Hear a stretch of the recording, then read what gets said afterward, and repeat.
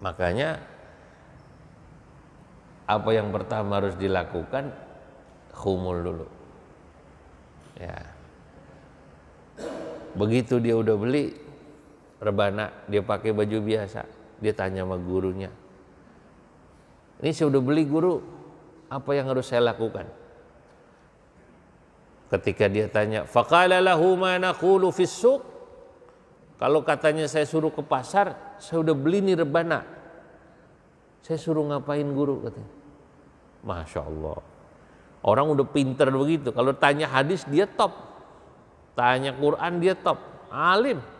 Tapi begitu dia mau belajar sufi, gurunya bilang gitu, nurut. Saya suruh ngapain? Coba kalau dia masih bawa itu keilmuannya, lah gua ngapain suruh belajar model begini nih, aneh amat. Tapi orang kalau udah percaya sama guru, dia ikutin. Kata gurunya, faqala qul bada'ta bidzikril habib, atau qul bada'tu bidzikril habib. Kalau kau sudah sampai pasar, kata gurunya, nanti kau pukul rebana sambil kau ngomong, bada'tu bidzikril habib, bada'tu bidzikril habib, bada'tu bidzikril habib. Suruh ngulang-ngulang.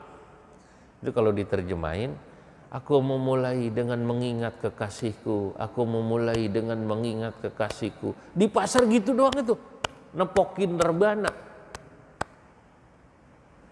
Fadakhala suqa yadribu bandirahu wa yaqulu bada'tu bidzikril habib, fabaqiya thalathata ayyam wa khuriqat lahul hujubu, atau wa khariqat lahul hujubu, faja'ala yughanni fil aswaqi bi'ulumil adwaqi. Asy-Syastari 3 hari di pasar gitu. Bada'tu bidzikril habib, bada'tu bidzikril habib. Ajib. Dibukalah hijabnya. Dibukalah hijabnya antara dirinya dengan Allah Subhanahu wa taala yang selama ini terhijab. Allah terhalang ya oleh apa-apa yang selama ini dia merasa hebat karenanya, yakni jabatan, ilmu dan lain sebagainya. Maka di pasar, kata orang sekarang kayak orang gila tuh. Kayak apa namanya? Orang gila. Mungkin orang sekarang bilang, Masya Allah, gara-gara stres dia, di pasar nggak tahu tuh stres, main rebana doang, ngomong begitu, kata orang stres. Kemudian dia menyanyi, yughanni ya fil aswaqi bi'ulumil adwaqi, ya, isi nyanyiannya itu adalah ilmu-ilmu yang ada dalam dzauq, perasaannya antara dirinya dengan Allah. Kalau orang yang nggak paham, kalau yang paham, Masya Allah, itu dia sedang terbuka hijabnya. Yang kayak begini nih nggak bisa kita langsung ngikut begitu. Nanti Imam Al-Mubarakah langsung ke pasar, besok pakai rebana di pasar ini. Bada'tu bidzikril habib atau sejenis itu, 3 hari di sana. Masya Allah, tuh kenapa imam kita, kata orang-orang gitu katanya, di pasar. Nah, udah gitu dia nyaut imamnya, lu belum tahu, belum nyampe lu ngaji lu gitu. Ya nggak bisa begitu katanya. Nah ini sebuah apa namanya yang kayak gini nih luar biasa, ilmu-ilmu kayak gini. Kita harus belajar sama syekh-syekh itu. Yang kadang-kadang ya kita harus mulazamah. Saudara, saya mendengar saat saya terakhir kemarin ke Maroko bulan Januari, ada orang Indonesia, putra dari seorang kiai yang saya kenal, kiai itu ya, itu putranya belajar di Mauritania, negeri sebelah apa itu ya, selatan tenggara apa ya, pokoknya sebelahan Maroko arah selatan. Itu belajar sama gurunya satu tuh, ngajinya unik ya. gurunya masih klasik ya. Ini nggak kayak kita ini ngaji di masjid begini. Ya itu kan kalau begini umum. Dari zaman dulu ngaji di masjid, dari zaman sahabat ya, dari zaman Nabi. Itu ngajinya gurunya itu kadang di sawah dia ngikutin. Ntar gurunya ngomong apa dia ikut dengerin. Ntar di bawah pohon, ntar di mana dia ikut aja sama guru. Ajib. Saya bilang ajib. Masih ada orang Masya Allah yang sabar. Orang Indonesia, putra dari seorang kiai saya kenal, Kiai Kediri. Nah, saya dengerin, oh Masya Allah masih ada. Jadi yang saya baca dalam kitab-kitab ini ternyata di sana masih begitu ada itu. Jadi kiainya nggak kelihatan kayak kiai gitu. Ya, karena tadi model belajarnya tadi dimanapun itu belajar. Kita kan keliru selama ini kalau menganggap ilmu itu adanya di masjid, adanya di madrasah gitu loh. Padahal saudara-saudara kita dimanapun kayak di pasar, di jalanan, itu ilmu. Apapun yang kau bisa dapat dimanapun yang membuat dirimu semakin mengenal Allah, sesungguhnya itu ilmu. Ilmu yang manfaat itu yaitu. Maka ketika Allah Subhanahu wa taala, saudara-saudara, memerintahkan kepada Nabi Daud agar Nabi Daud belajar ilmu yang manfaat. Ini ada dalam Minhajul Abidinnya Imam Ghazali. Kata Allah kepada Nabi Daud, "Ya Dawudu ta'allamil ilman nafi'." Hai Nabi Daud, ta'allam, belajarlah engkau al-ilman nafi'a, ilmu yang manfaat. Yang menarik, ketika Allah Subhanahu wa taala memerintahkan Nabi Daud agar Nabi Daud belajar ilmu yang manfaat, Nabi Daud tidak bertanya, "Di mana saya belajar ilmu yang manfaat?" Kalau di mana kan mungkin boleh jadi jawabannya di masjid, di majelis ta'lim, di madrasah, kan begitu kan? Umumnya orang menganggap ilmu yang manfaat ya di situ. Tapi Nabi Daud bertanya kepada Allah tentang hakikat ilmu yang manfaat. Wa mal ilmun nafi'u ya Rabbi? Apakah ilmu yang manfaat itu ya Allah? Allah Subhanahu wa taala menjawab, huwallazi yuqarribuni ilaika. Ya, huwallazi yuqarribuka ilayya. Maaf. Ilmu yang manfaat itu hai Nabi Daud, kata Allah, adalah ilmu yang membuat kau menjadi dekat denganku. Artinya kita dimanapun kalau kita mendapatkan ilmu, dimana kita menjadi lebih dekat dengan Allah, itu ilmu yang manfaat. Hatta bahkan andai kata kita kumpul sama orang di pinggir jalan, di pasar, di mana aja dah. Anda boleh jadi lagi benerin motor, benerin apa, tukang servisnya kok membuat Anda sadar, lalu Anda jadi dekat dengan Allah. Saya dapat ilmu manfaat di sini. Anda lagi beli apa sama pedagang di pinggir jalan, beli bakso, beli kue, lalu kemudian kita mendapatkan ilmu di situ, membuat kita dekat dengan Allah, dapat ilmu manfaat di situ, Pak. Kalau kita ke masjid tapi maaf di masjid merem senderan, ya belum tentu dapat ilmu manfaat. Di masjidnya senderan ngantuk sama aja gitu ya. Jadi itu ilmu manfaat. Nah, Asy-Syastari saudara-saudara mendapatkan ilmu yang manfaat, ya belajar khumul bukan di masjid. Kalau di masjid dia dihormati orang. Siapa yang nggak kenal Asy-Syastari, orang alim? Memang biasanya orang itu akan dikenal di komunitasnya, dan dia merasa hebat kalau kumpul sama komunitasnya. Kiai besar, alim besar, dia dikenal kalau di masjid, di komunitasnya. Begitu di pasar, belum tentu dia yang kenal. Jadi kita ke pasar, nggak ada yang kenal tuh si Fulan siapa, kan begitu. Apalagi kalau main ke anak TK, lebih nggak kenal lagi nih siapa ini katanya. Lah iya. Saudara-saudara, ini cerita bagaimana khumul. Nah, wa kadzalika, saya langsung lewati. Qissatur rajulil ladzi kana ma'a Abi Yazid al-Bustami baqiya ma'ahu 30 sanatan fakana la yanqati'u an majlisihi wa la yufariquhu faqala lahu yawman ya ustadzi ana mundu 30 sanah asumun nahar wa aqumul lail.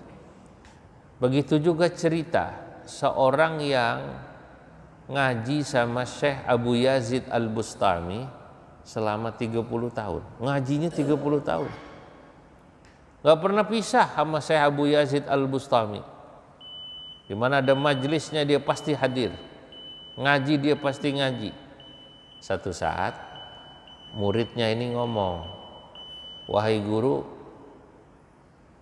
saya ini perasaan 30 tahun ngaji sama guru," katanya. Tiap hari puasa saya, sering puasa sunnah saya. Tiap malam saya tahajud. Wa qad taraktus syahawat, bahkan saya tinggalkan syahwat. Artinya sesuatu yang enak-enak sudah saya tinggalin lah. Walastu ajidu fi qalbi syai'an min hadzal ladzi tadhkurul battah. Tapi saya kok belum merasakan apa yang barusan kau ajarkan guru. Nah, di kitab lain dijelaskan, bukan di sini. Itu ketika Abu Yazid Al-Bustami sebelumnya, sebelum dia nanya ini, jelasin tentang nikmatnya sholat khusyuk. Sholat khusyuk itu begini, begini, begini, begini. Ibarat orang tuh lagi pacaran, ya dia nggak ingat siapa-siapa kecuali dia asik sama pacarnya. Coba orang lagi pacaran tuh muda-mudi, wah dia nggak peduli orang lalu lalang, begitu kan? Lah orang yang lagi khusyuk sholatnya, dia nggak mau peduli orang di sekitarnya, dia lagi asik katanya sama pacarnya. Allah Subhanahu wa ta'ala. Nah, ini murid yang 30 tahun ngikut nanya, saya ini ngaji udah 30 tahun, puasa sunnah sering, tahajud sering, syahwat-syahwat sudah saya tinggalkan. Tapi kenapa saya belum bisa merasakan nikmatnya sholat khusyuk yang tadi guru bilang itu? Kira-kira gitu tuh. Faqala lahu Abu Yazid radhiyallahu anhu, "Law shallaita 300 sana wa anta ala ma araka alaihi la tajidu minhu dzarrah." Jangan lu 30 tahun kayak begini. Lu 300 tahun kayak begini, sholat lu nggak bakalan khusyuk. Bingung dia. Lu kurang apa coba 30 tahun ngaji coba. Tiap malam tahajud, tiap hari boleh dibilang soal puasa sunnah terus. Masih dibilang sama gurunya, lu kalau kayak begini masih jangan 30 tahun. Kalau masih kayak begini, jangan 30 tahun. Berapa tahun tadi? 300 tahun lu nggak bisa ngerasain sholat khusyuk. Qala falima ya ustad. Muridnya bilang, kenapa guru? Qala li'annaka mahjubun binafsik. Di garis bawahi, li'annaka mahjubun binafsik. Karena kau terhalang oleh dirimu sendiri. Kalau Allah tak pernah menghalangi dirinya. Allah itu sangat zahir. Pada sisi lain Allah maha batin. Tapi kenapa kok kemudian manusia tak jadi bisa melihat atau dekat dengan Allah? Bukan Allah menghalangi dirinya pada kita, kita yang terhalang untuk bisa sampai pada Allah karena diri kita sendiri. Jadi yang menghalangi diri kita sendiri. Itulah yang dikatakan oleh Abu Yazid kepada muridnya. Qala, muridnya kemudian bertanya, "Afali hadza dawaun?" Wahai guru, apakah penyakit saya ini ada obatnya? Untung dia nanya. Bisa diobatin gak nih guru nih? Kalau saya selama ini belum bisa sholat khusyuk, katanya saya terhalang oleh diri saya sendiri. Ada obatnya guru? Beliau nanya. Hatta yang kasyifa hadzal hijabu, sehingga hijab ini terbuka. Qala na'am, ada. Walakinnak la taqbalu wa la ta'mal. Cuma saya nggak yakin kamu mau mengamalkannya. Qala bal aqbal wa a'mal. Saya mau insyaallah, saya mau guru. Baik. Idhabis sa'ah ilal hijab. Ilal hajjam, kalau gitu pergi ke apa tuh tukang potong rambut apa namanya? Barber shop. Lu sana. Ya, ke tukang potong rambut. Wahlik ra'sak, lu gundulin. Walihyatak, ni jenggotmu. Nah, dulu kan kalau ulama atau orang soleh itu jenggot panjang, bersihin, pendekin, bahkan suruh pelontosin lah. Wanza' hadzal libas, copotlah bajumu ini, baju yang dipakai baju keustatan, ya, baju keustatan di Arab. Sama-sama gamis ustadz sama bukan ustadz beda pak. Kalau orang yang tahu tuh, kalau orang Indonesia kan nggak paham. Orang Indonesia pergi haji semua dianggap kiai di sono. Gamisnya kan pakai gamis putih semua kan, pakai gamis putih semua, pakai sorban udeng-udeng di sono. Supir dari Aziziyah ke Haram, dari Jarwal ke Haram, supir. Haram, khamsa rial. Orang Indonesia cium tangan, Masya Allah, kiai mau nyupirin saya katanya. Dianggapnya pakai apa namanya? Padahal kalau orang sono paham, ini bajunya kelihatan, baju kekiaian, baju orang soleh, baju biasa. Nah, oleh gurunya, Abu Yazid bilang kepadanya, kau copot, ganti. Wattazir bi'aba'ah, kau pakai baju biasa ya. Nah, orang Arab menyebutnya abah. Nah, itu baju, kata orang Jawa, kelambi gelangsaran. Baju hari-hari lah. Baju hari-hari gitu. Nah, udah gitu, udah lu cukur, lu punya rambut botak, jenggot lu udah habis, lu ganti baju, kelar gitu, wa'alik fi unuqika mikhla wamla'ha jauzan. Lu bawa keranjang ya, taruh di belakangmu, wamla'ha jauzan, ya, isi sama kacang kenari, kacang Arab ya, wajma' haulaka sibyana, kumpulin bocah ntar ya, wa qul bi a'la sautika ya sibyan may yasfa'uni saf'atan a'tihi jauzah. Bocah, yuk siapa yang mau nabok bapak nih, sekali dikasih kacang satu. Anak-anak kecil. Lah dia di kampung ini terkenal di Menteng Dalam.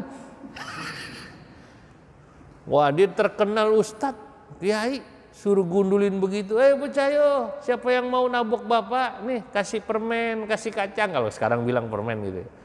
Kasih beng-beng lah kalau sekarang itu, kasih apa namanya? Beng-beng.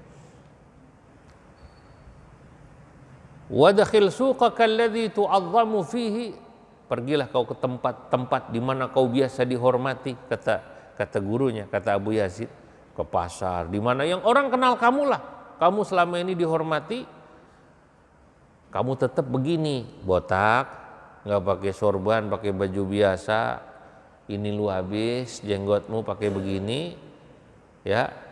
Hatta yanzura ilaika kullu man arafaka, supaya orang yang selama ini kenal denganmu melihatmu ala hadhil halah, dengan keadaan seperti ini. Begitu dijelasin obatnya begitu, ustadz tadi nyaut. Faqala ya Aba Yazid subhanallah. Wah guru masa begitu, subhanallah. Dia bilang subhanallah. Ayuqalu limithli hadza wa tahsabu anni af'aluhu. Masa kau suruh saya begitu dan saya mau mengamalkannya? Berat gulu kalau begitu mah. Nah, kan saya udah bilang. Kau tadi tanya ada obatnya apa enggak? Kan gitu kan? Aku bilang ada, cuman aku ragu kau mau menerima dan mengamalkannya. Kau bilang katanya mau nerima. Ketahuilah, kata Abu Yazid, saya nggak baca semua ya Arabnya ya. Ketika kau bilang tadi subhanallah, faqala lahu qauluka subhanallahi syirkun. Kau tadi bilang subhanallah, itu ucapanmu subhanallah itu mengandung syirik gitu. Wah. Di mulut kau bilang subhanallah. Subhanallah artinya maha suci Allah. Tapi sesungguhnya kau sedang mensucikan dirimu. Ya syirik dong. Di mulut kau sucikan Allah, di hatimu kau sucikan dirimu. Kenapa aku bilang begitu, kata Abu Yazid Al-Bustami. Beliau katakan, karena sesungguhnya kau sedang memuji dirimu dengan kata-katamu berikutnya, masa aku melakukan itu? Kau bilang maha suci Allah, sebenarnya kau ingin katakan maha suci diriku untuk melakukan saran yang kau lakukan. Saya nggak mungkin melakukan itu karena saya ustadz, saya kiai, saya kan orang soleh. Berarti kau sedang mensucikan dirimu. Ini penyakitmu. Kau tak akan pernah bisa merasakan sholat khusyuk sehingga kau bisa menjatuhkan dirimu, ya, hatta tasquta jahuka atau tusqita jahaka wa tudhilla nafsak. Sebelum kau bisa menjatuhkan, katakanlah, kehormatanmu, kau menghilangkan rasa hebatmu, ya, kau bisa merendahkan dirimu, itu baru kau bisa. Maka saudara-saudara, Al-Ghazali misalnya dalam kitab Ihya itu mengatakan begini, orang sholat itu kalau mau khusyuk, ini di Ihya nih, panjang tapi ya, dia sebenarnya, kata Imam Ghazali, kalau saja dia mau merenungi bacaan sholat sama memaknai atau mencoba memahami gerakan-gerakan sholat, dia khusyuk sebenarnya, kata Imam Ghazali. Cuman selama ini orang sholat itu dia nggak pernah mau merenungi apa yang dia baca dan tidak pernah mau mencoba mengambil makna dari gerakan-gerakan yang dia lakukan. Contoh, Allahu Akbar, itu kalimat pertama yang kita ucapkan ketika kita sholat. Allahu Akbar itu kan kalau artinya Allah Maha Besar. Kalau orang ketika dia ucapkan Allahu Akbar, Allah Maha Besar, itu mestinya di hatinya dia ngomong, saya kecil gak ada apa-apanya ya Allah. Tapi kalau dia Allahu Akbar, sholat pangkat masih dipakai. Pangkat itu maksudnya dia merasa dirinya hebat ya. Apapun dia, pangkat apapun, mau kaya, mau alim, mau jenderal, mau pejabat, mau soleh, orang soleh. Nah, orang mungkin katakan dia merasa soleh aja gitu, berarti dia merasa dirinya hebat. Selama itu, kata Al-Ghazali, kau tak akan bisa khusyuk. Sholatmu gak akan bisa khusyuk, Allah hilang. Kau cuma di mulut bilang Allahu Akbar, tapi sesungguhnya hatimu bilang aku Maha Besar, aku Maha Besar. Allahu Akbarnya, kalau kita lihat apa yang dikatakan Abu Yazid, sama seperti dia menegur muridnya, subhanallahmu itu syirik. Paham ini? Dia bilang subhanallah, tapi sebenarnya dia bilang subhani, maha suci diriku. Dia bilang di mulutnya Allahu Akbar, Allah Maha Besar, tapi sebenarnya dia sedang membesarkan dirinya sendiri. Selama itu kita salat lu nggak akan bisa khusyuk, kira-kira gitu kata Imam Ghazali. Ini penjelasan yang sederhana. Begitu juga saat sujud. Kalau kau turunkan dirimu, sujud itu kan menurunkan anggota paling mulia kepala kita. Suruh nyium tanah. Orang biasanya tanah itu kan diinjak. Nah, kalau dia merenungi bahwa ini sudah menjatuhkan dirinya nggak ada apa-apanya di hadapan Allah. Tapi kalau dia masih merasa dirinya hebat di dunia ini, dengan embel-embel yang dia punya, selama itu juga dia tidak akan bisa merasakan khusyuk. Nah, ini baru contoh dua, dan tentu kita tinggal bisa analogikan pada ucapan-ucapan berikutnya. Hadirin, nah, fahadihil hikayat, cerita ini semua tadullu, menunjukkan, ini saya langsung pada kesimpulan, ala annal khumula, bahwa yang namanya khumul itu laisa huwa ma yafhamuhul awamu, Dia bukanlah apa yang selama ini dipahami oleh orang awam, min luzumil buyuti. Dianggap kalau khumul itu di dalam rumah, nggak kemana-mana. Wal firari ilal jibali, dan pergi ke gunung ngumpet. Khumul bukan begitu. Uzlah itu bukan begitu. Kalau di rumah aja nggak keluar-keluar di kamar, itu bukan khumul, kemul. Apa namanya? Kemulan itu, bukan khumulan tapi apa? Kemulan. Fadzalika huwa ainudz zuhur indal muhaqqiqin.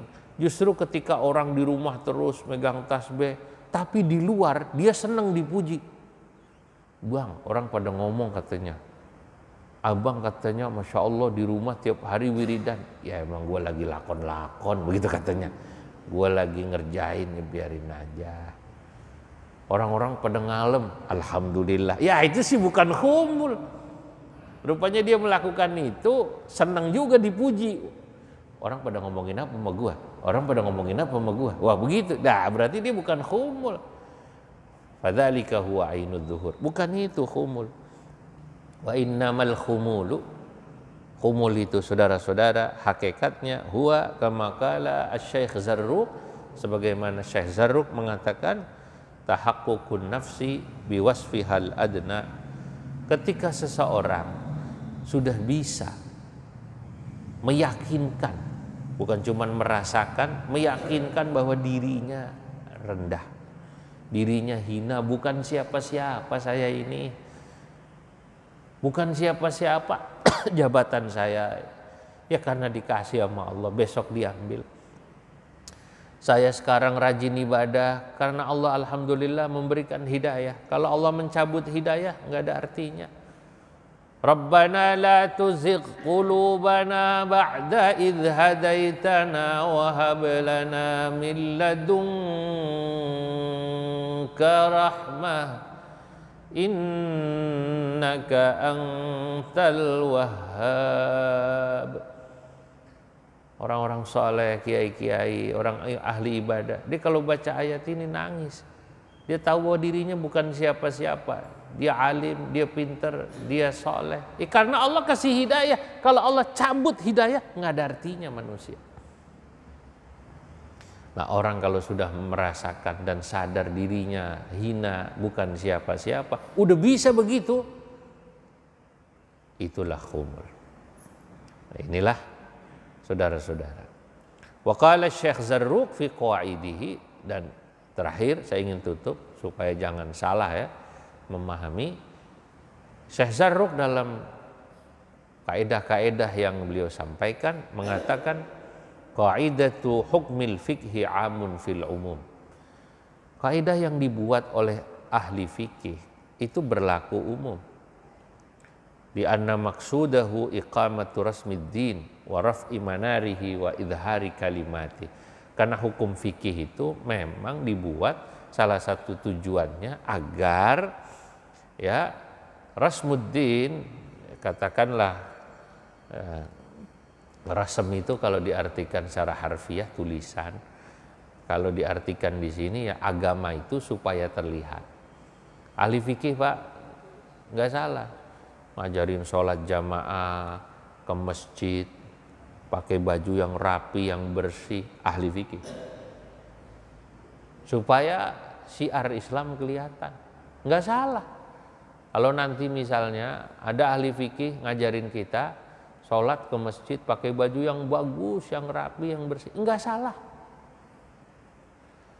Wa hukmut tasawwufi, tapi kalau nanti Anda belajar tasawuf, kata Syekh Zarruq, ilmu-ilmu atau hukum-hukum dalam ilmu tasawuf khasun fil khusus, itu berlaku pada orang-orang khusus. Dia semacam hukum pengecualian, lex specialis, tidak lex apa generalis, tidak berlaku general tapi spesialis. Sama seperti tadi khumul, kenapa suruh nyopot baju, ganti baju? Itu seperti seorang dokter, seorang guru sufi itu dia akan suruh muridnya kayak begitu kalau udah tahu sakitnya parah.